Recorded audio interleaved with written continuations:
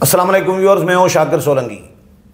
Viewers, supreme court اور high court آمنے سامنے آ گئی ہیں۔ ویسے تو پہلے ججز میں ایک الگ قسم کی تقسیم تھی، عمران پروجیکٹ کے جج اور آئین اور قانون پر چلنے والے ججز، لیکن اب نئی گیم، ایک نئی کہانی شروع ہو گئی ہے۔ سپریم کورٹ نے ہائی کورٹ اسلام آباد کے کا جو فیصلہ تھا ایک کہ آڈیو لیک جو ہو رہی ہے، جو کال ریکارڈنگ ہو رہی ہے، اس سے متعلق اسلام آباد ہائی کورٹ نے روکا تھا کہ کال ریکارڈنگ کسی کی نہیں کی جائے گی۔ تو سپریم کورٹ نے وہ حکم نامہ فیصلہ معطل کر دیا ہے اور اسلام آباد ہائی کورٹ کو روک دیا ہے کہ آپ یہ نہیں سن سکتے کیس، کیونکہ سو موٹو کا از خود نوٹس لینے کا اختیار نہیں ہے ہائی کورٹ کو۔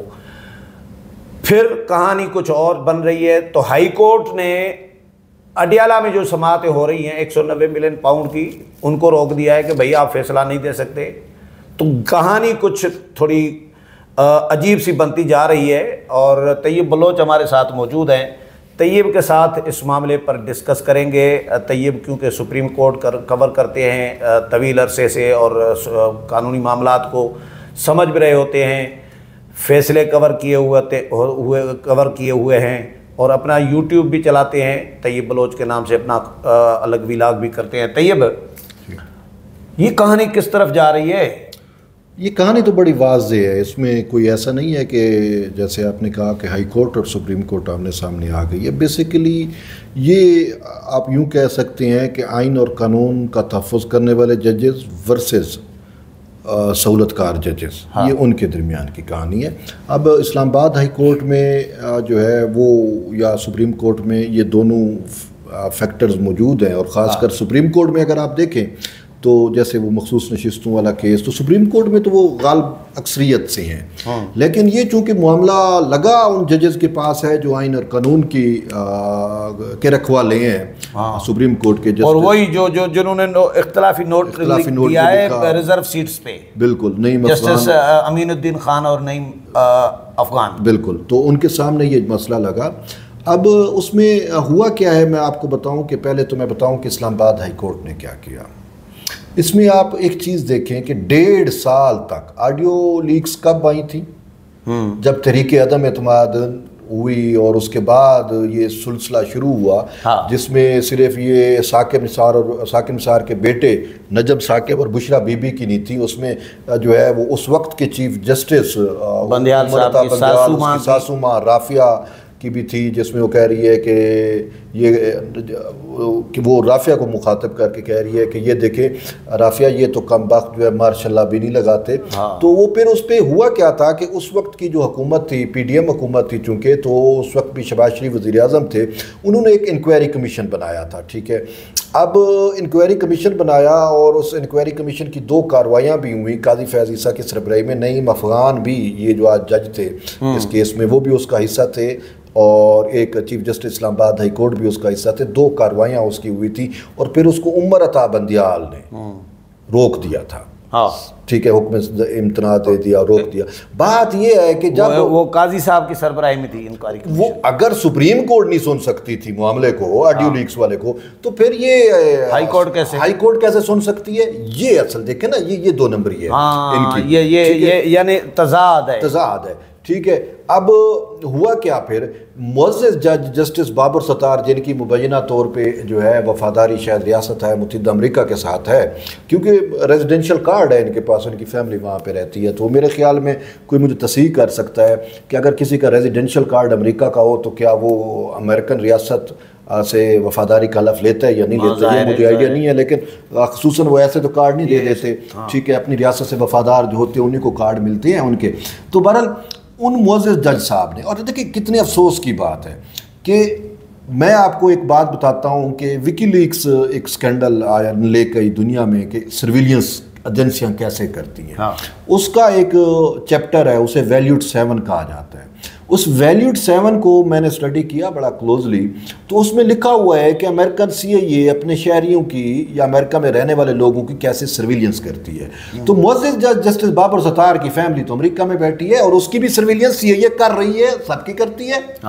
उधर सर्विलियंस जायज़ है, इधर अगर रियासत को दरपेश फितना और इंतशार के तदारुक के लिए अगर हमारी इंटेलिजेंस एजेंसी सर्विलियंस करती है तो ये गैर कानूनी है, ये उसका फैसला ये था, ठीक है। तो लेकिन इसमें एक जुमला जो आज जजेस ने जो वो मैं आता हूँ, जजेस पे आता हूँ, उस फैसले को इसने पाबंदी लगा दी, 1.5 साल तक केस लटकाए रखा। और अब पाबंदी के आप देखिए प्रीटेक्स्ट भी कुछ मैटर्स होते हैं मुस्तकबिल के लिए भी।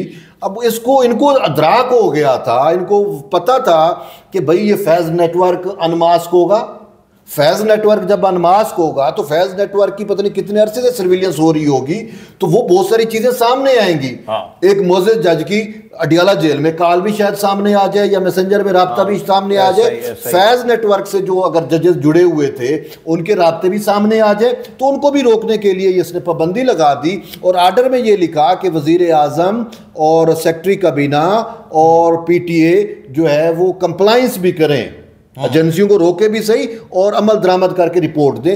तो वफाकी हुकूमत जो है वो इस आर्डर के खिलाफ सुप्रीम कोर्ट में आ गई।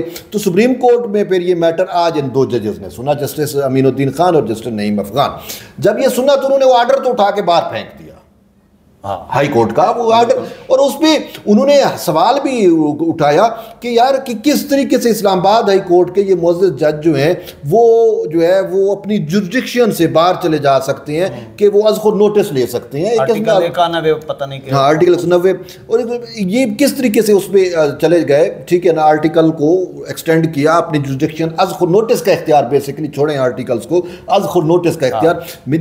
बात ये है कि जब अब अज़ख़ुर notice chief justice of Pakistan नहीं ले सकता तो इस्लामाबाद का एक जज कैसे ले सकता है? और खुद सुप्रीम कोर्ट के जज को इख्तियार नहीं है, चीफ जस्टिस को इख्तियार नहीं है, तो जस्टिस बाबर सत्तार को कैसे इख्तियार आ गया? और जुल्म की इंतहा यहां तक होती है कि पार्लियामान ने जब सुप्रीम कोर्ट ने रोक दिया वो ऑडियो कमीशन, इंक्वायरी कमीशन को काम से, तो पार्लियामान ने अपनी कमेटी बनाई, स्पीकर ने कमेटी बनाई और उनने कहा ठीक है आपने हमें नहीं करने दे, तो पार्लियामान तो सुप्रीम है, हम तो इस चीज को लुक आफ्टर करेंगे, हम तो इसको देखेंगे। तो फिर पार्लियामान को भी काम से रोकने की इसने कोशिश की।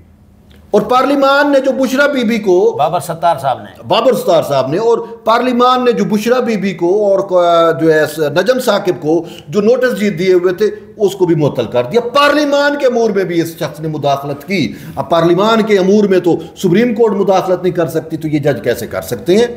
ठीक है, तो इसी वजह से आज जस्टिस नईम अफगान ने कहा कि सच को रोकने की कोशिश की गई।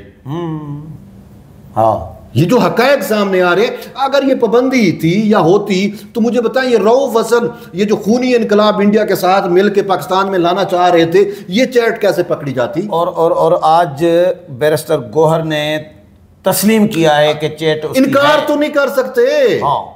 वो इनकार तो नजब साकिब ने नहीं किया, अब उसको साफ इनकार तो बुशरा बीबी नहीं कर सकी, इनकार तो उमरता बंदियाल ने नहीं किया कि ये मेरी सासू माँ की जो है वो ऑडियो नहीं है, क्योंकि हकीकत है।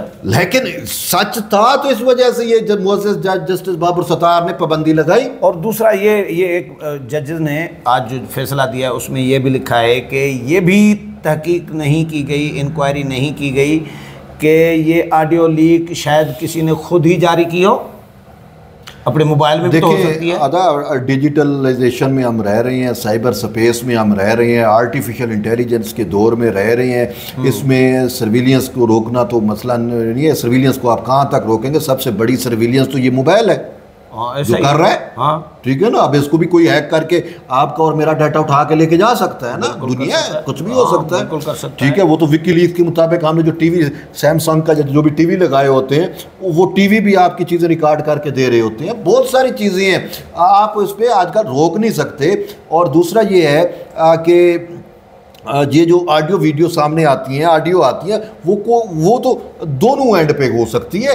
एक तो रिसीवर एंड है जिसने जहाँ पे आपने कॉल की है वो रिकॉर्ड करके पब्लिक कर सकता है, या जिसने कॉल की है वो भी पब्लिक कर सकता है, तो इसमें तो कुछ भी हो सकता है। लेकिन बात ये है कि अगर इस मामले को चलने दिया जाता, जैसे उस वक्त इंक्वायरी कमीशन बना था काजी साहब की सरबराही में, अगर वो काम करता तो वो फिर इसके कोई SOPs भी तय किए जाते। और वैसे भी पाकिस्तान में टेलीग्राम एक्ट मौजूद है, ऐसा ही है, ठीक है ना, चीजें तो मौजूद है, उनको उस कानून से देखें ना। ये तो नहीं है कि आप पाबंदी लगा दें और ये कर दें वो कर दें। बेसिकली इसका वैध مقصد یہی تھا جو آج معزز جسٹس نعیم افغان نے کہا ہے کہ یہ سچ کو دبانے کی کوشش ہے. اس نے کہا افسوس سے کہنا پڑ رہا ہے کہ ہمارے ملک میں بڑے بڑے ایونٹس ہو جاتے ہیں اور اس ایونٹس میں جو حقائق ہیں جو سچ ہے اس کو سامنے لے کے آنے کی جو ہے وہ کوشش نہیں کی جاتی. انہوں نے کہا پارلیمان اگر سچ لے کے آنے کی کوشش کر رہی تھی تو اس ہائی کورٹ نے پارلیمان کو بھی روک دیا.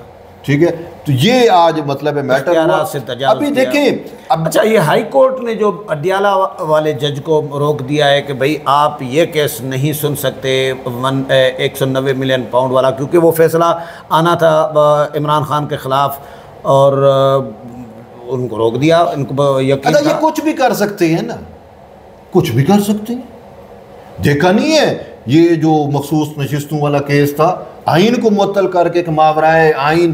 اچھا مزیدار بات بتاؤ, یہ کچھ بھی کر سکتے ہیں, they can do everything. اور یہ سہولت کاری میں کسی حد تک بھی جا سکتے ہیں اور جا رہے ہیں, اپنے حلف کے خلاف جا رہے ہیں, کچھ بھی کر سکتے ہیں. پہ مجھے جملہ یاد آ رہا ہے, فیض, ثاقب نثار اور عمران, یہ جو گینگ تھا, ان کا جو نیٹ ورک تھا, ان کا پلان یہ تھا کہ ہم پارلیمان کو ختم کر کے, آئین کو ختم کر کے, جمہوریت کو ختم کر کے ہم صدارتی نظام نافذ کریں, اور یہ سہولت کاری میں یہ ساتھ تھے اور عمران کو لگا دیں صدر. تو آئین کو تو ویسے ہی وہ دیکھیں وہ تو ان کا پورا پلان چاک آؤٹ ہو گیا تھا. ہاں, پبلکلی سب کے سامنے آ گیا تھا. وہ یہ تھا کہ عمران اپنی وہ 2018 والا ٹرم پورا کرتا, اس کے بعد وہ آرمی چیف بناتا جنرل فیض کو, جنرل فیض آرمی چیف بنتا اور وہ اس کو الیکشن میں ہیلپ آؤٹ کرتا, اور خان دوبارہ جو ہے وہ جیت کے آ کے 5 سال کے لیے وزیر اعظم رہتا, اور اس کے بعد پھر یہ شفٹ ہو جاتا صدارتی نظام پہ. ٹھیک ہے نا, اس میں آرمی چیف فیض رہتا اور یہ خان صاحب صدر بن جاتے, اور اس میں ثاقب نثار بھی ان کا وہ شامل تھے. یہ ساری چیزیں آن ریکارڈ ہے. جو اس آئین کو ختم کرنے میں خان کا ساتھ دے رہے تھے ججز, تو وہ آئین کا آرٹیکل کیوں نہیں ادا ری رائٹ کریں گے اور توڑیں گے؟ ابھی بھی یہی ہے. یہ جو آج والا آپ نے 190 ملین پاؤنڈ والی القادر ٹرسٹ والی بات کی کہ وہ جو اڈیالہ جیل میں جو ٹرائل ہے اس کو انہوں نے حتمی فیصلے سے روکا ہے, اس میں بھی آج یہ ایک معزز جج جسٹس بابر ستار شامل تھے, اور جس کو آج سپریم کورٹ نے آئینہ دکھایا نا بیسیکلی, تو اس معزز جج صاحب نے یہ آرڈر دیا ہے. اور اس کے آرڈر کی وجہ کیا ہے کہ جی دیکھیں ادا ایک بات بتاتا ہوں, یہ جو بھئی اب ریزن کیا آتی, طریقہ انصاف ان کے پاس آتی ہے کہ اپلیکیشن لے کے آتی ہے اس ٹرائل کورٹ کے خلاف, اور کہتی ہے کہ جی ہمیں نیب کی ایک میٹنگ ہوئی تھی بورڈ کی, اس میں یہ ڈیسائیڈ کیا گیا تھا کہ جو ہے نا وہ 190 ملین پاؤنڈ میں کوئی بے ضابطگی نہیں ہے, سب لا کے مطابق ہے, تو ہمیں وہ میٹنگ منٹس چاہیے. اب وہ جج صاحب نے کہا لوور کورٹ والے نے کہ ٹرائل کورٹ والے نے کہ بھئی وہ تو یہ جو آئی او کی بات کریں یہ تو کوئی ریکارڈ کیپر نہیں ہے, اس کے پاس تو منٹس نہیں ہوں گے, اس کے پاس تو کیس سے متعلق چیزیں ہوں گی نا, تو یہ کیسے ہو سکتا. انہوں نے مسترد کر دی, یہ ہائی کورٹ میں آ گئے. تو اب ہائی کورٹ نے کہ بدھ تک وہ چیزیں وہ طلب کی ہیں اور ان کو آرڈر سے روک دیا کہ آپ نے حتمی فیصلہ نہیں کرنا. ٹھیک ہے, اب ہو کیا رہا ہے میں آپ کو بتاؤں کہ اگر ہم اس دور میں چلے جاتے ہیں تو وہ نیب میٹنگ کب ہوئی تھی, کیسے ہوئی تھی. طیبہ گل والا ایک ایشو آپ کو یاد ہوگا, سر تپاؤں والا, وہ ویڈیو لیک کرائی گئی تھی چیئرمین نیب کی, سر تپاؤں والی, اور اس کو پریشرائز کیا گیا تھا کہ اور بھی ہمارے پاس میٹیریل ہے یا آپ یہ کریں. اور پھر پی ٹی آئی کا دور تھا, پی ٹی آئی کا, اور پھر اس پی ٹی آئی کے دور میں مولانا فضل الرحمان ہو, پی ایم ایل این ہو, پیپلز پارٹی ہو, یہ سب کا ایک موقف ہوتا تھا کہ نیب نیازی گٹھ جوڑ ہے. ٹھیک ہے نا, تو وہ گٹھ جوڑ بھی تھا, تو اس ٹائم نیازی خود حکومت میں تھا, تو وہ نیب سے چیزیں بند کروا سکتا تھا, وہ اس کو ہمیں وہ دیکھنے. لیکن ان معزز ججز کو تو وہ چیز نظر نہیں آئے گی, ان کو تو صرف کرنی ہے سہولت کاریں, کیونکہ یہ فیض نیٹ ورک کا حصہ ہیں. اور آج میں آپ کو ایک بڑی خبر بھی دینے جا رہا ہوں کہ یہ معاملہ بڑی خبر ہے. معاملہ یہ ہے کہ آپ کو یاد ہوگا کہ اسی اسلام آباد ہائی کورٹ کے 6 معزز جج صاحبان نے معذرت کے ساتھ انہوں نے سپریم کورٹ آف پاکستان کو مداخلت کا ایک خط لکھا تھا کہ ہمیں ہمارے کام میں مداخلت کی جا رہی ہے, وہ جو آپ کے ایشو بھی ہے. اچھا, اب میری اس کے مطابق جو میری انڈرسٹینڈنگ بن رہی ہے اس کے مطابق, یہ تو انڈرسٹوڈ بات ہے, ان سے خط اطہر من اللہ نے لکھوایا. ٹھیک ہے, اب میں اس نیٹ ورک میں اس چیز پہ پہنچا ہوں کہ وہ خط جو ہے وہ دیکھیں دو چیزیں سے ثابت ہوئی نا، ایک تو فیض نیٹ ورک کام کر رہا تھا، ایک سائڈ پہ ہمارا انٹیلیجنس ادارے کام کر رہے تھے، وہ فیض نیٹ ورک کو پش بیک کر رہے تھے، ٹھیک ہے نا؟ ایسا ہی۔ اب یہ جو معزز 5 جج ہیں یا 6 جج ہیں، 5 جج میں اس وجہ سے کہوں گا کہ اطہر من اللہ نے نیو یارک میں خود اعتراف کیا کہ 5 جج میرے ہائی کورٹ میں تعین کرتا ہے، ایسا ہی ہے۔ اور اطہر من اللہ کے وہ 5 جج سازر عمران پروجیکٹ کے تحت لگے، فیض پروجیکٹ کے تحت لگے، کیونکہ اطہر من اللہ سب سے بڑا بینیفیشری فیض پروجیکٹ کا اطہر من اللہ ہے۔ کیوں؟ اگر اس وقت کے جج شوکت صدیقی کو نہ ہٹایا جاتا تو وہ 1 ماہ بعد چیف جسٹس بنتا، اور وہ چیف جسٹس بنتا تو اطہر من اللہ کو یہ 5 ہیرے جو تلاش کر کے لگائے گئے وہ لگانے کا موقع نہ ملتا، اور آج یہ صورتحال نہ ہوتی ہائی کورٹ میں، ٹھیک ہے؟ تو اب جب فیض نیٹ ورک کے یہ زیر اثر تھے اور اطہر من اللہ جو ان کا کمانڈر ہے اس کی ترتیب میں ساتھ تھے، تو اطہر من اللہ نے ان سے خط لکھوایا، اور خط فیض نیٹ ورک کے کہنے کے اوپر لکھا گیا، کیونکہ فیض نیٹ ورک نے ان کو ٹاسک یہ دیا ہوا تھا کہ آپ نے خان کے لیے ہمہ قسمی سہولت کاری کرنی ہے، ٹھیک ہے نا؟ اب جب ایجنسیوں نے ان کو روکنے کی کوشش کی کہ یار یہ تو فیکچول کیسز آپ کے سامنے آ رہے ہیں خان کے، اس میں تو آپ سزائیں برقرار رکھو، آپ ٹرائل کورٹ کے سارے ہی فیصلے اڑائے جا رہے ہو، تو ایجنسیوں نے کہیں نہ کہیں ان پہ دباؤ ڈالا، تو انہوں نے اس دباؤ کو جو ہے وہ چیلنج کر دیا سپریم کورٹ میں، جی ہم پہ دباؤ ہے۔ تو اب میں آپ کو بتا رہا ہوں کہ وہ جو مداخلتی خط ہے مداخلت والا، وہ فیض نیٹ ورک نے وایا اطہر من اللہ لکھوایا، اور اطہر من اللہ سپریم کورٹ میں بیٹھ کے ان کے اس خط کا دفاع کرتا رہا۔ آپ نے اوپن وہ دیکھا ہوگا پروسیڈنگ جو لائیو چل رہی تھی، اور کہتا تھا یہ تو قوم کے ہیرو ہیں، اور جو وزن ہے بارے ثبوت وہ انٹیلیجنس ایجنسی ان پہ نہیں ہے۔ تو اطہر من اللہ تو یہاں تک چلا گیا تھا۔ تو اس وجہ سے آپ ان ساری چیزوں کو جوڑیں تو آپ اس نتیجے پہ پہنچ جائیں گے کہ اطہر من اللہ نے فیض نیٹ ورک کے زیر اثر ان 6 ججز جو اسلام آباد ہائی کورٹ کے 6 ان سے وہ خط لکھوایا تھا۔ یہ بڑی خبر ہے۔ چلیں، بہت شکریہ طیب۔ ویورز، طیب کے ساتھ پروگرام سنا، اگلے پروگرام میں پھر ملاقات ہوگی، تب تک اجازت چاہتا ہوں، اللہ حافظ۔